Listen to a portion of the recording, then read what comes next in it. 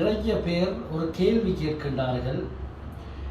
எங்களுக்கு கடன் இருக்கிறது, இந்த கடன் இருக்கும் பொழுது நாங்கள் ஜக்காத்துடைய கடமையை நிறைவேற்ற வேண்டுமா என்ற ஒரு கேள்வியை சமூகத்தில் அதிகமான செல்வந்தர்கள் கேட்கின்றார்கள்.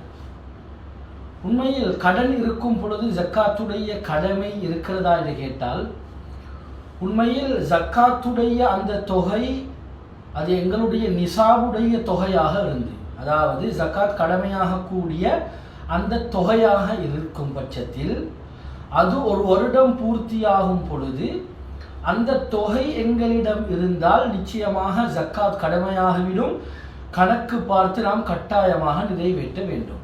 அப்படி என்றால், உதாரணத்திற்கு ஒரு 20 லட்சம் ரூபாய் என்னிடம் இருக்கிறது, ஆனால் நாம் இன்னும் ஒரு 20 லட்சம் ரூபாய் கடனும் இருக்கிறது என்றால், இப்பொழுது நான் ஒரு வருஷம் பூர்த்தியாகிறது என்றால் என்னிடம் இருக்கக்கூடிய இந்த சேவிங்கில் இருக்கக்கூடிய இந்த 20 லட்சம் ரூபாய்களுக்கு கணக்கு பார்த்து ஒரு வருடம் பூர்த்தியாகிவிட்டால் நாம் ஜக்காத்தை கட்டாயமாக நிறைவேற்ற வேண்டும். அப்ப இந்த 20 லட்சம் ரூபாய் கடன் இருக்கிறது என்று சொன்னால், அது கடன், அது இவருடைய கடன்.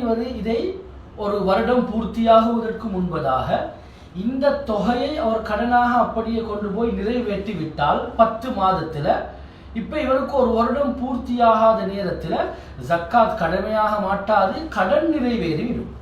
எனவே கண்ணியமானவர்களே, கடனை அவர் நிறைவேற்றி விட்டால் 10 மாதத்துக்குள்ளால் இப்பொழுது இவருக்கு ஜக்காத் கடமையாக மாட்டாது.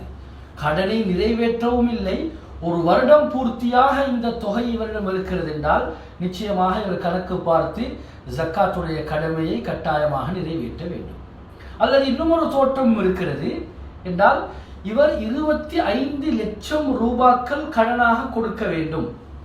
அப்படியான நேரத்தில் 10 மாதம் பூர்த்தியாகும் பொழுது இவர் இந்த 20 லட்சம் ரூபாய்களை கடனாக செலுத்திவிட்டு இன்னும் 5 லட்சம் இருக்கிறது தானே, யாராவது ஜக்காத் கொடுக்கக்கூடியவர்கள் செல்வந்தர்கள் இருந்தால் அவர்களிடம் கடனை முறையாக சொல்லி தன்னுடைய அந்த 5 லட்சம் ரூபாய்களையும் கடனை நிறைவேற்றுவதற்காக வேண்டி வாங்கி எடுத்து அந்த கடனை நிறைவேற்றலாம். அப்படி இல்லாத நேரத்தில் இவருடைய அந்த பொறுப்புல அந்த 20 லட்சம் ரூபாவும் இருக்கும் பட்சத்தில் கட்டாயமாக இவர் ஜக்காத்துடைய கடமையை நிறைவேற்றித்தான் ஆக வேண்டும் என்பதுதான் மார்க்க அறிஞர்களுடைய கருத்து வேறுபாடுகள் இருந்தாலும் அதிகமான மார்க்க அறிஞர்களுடைய கருத்து இதுவாக இருக்கிறது.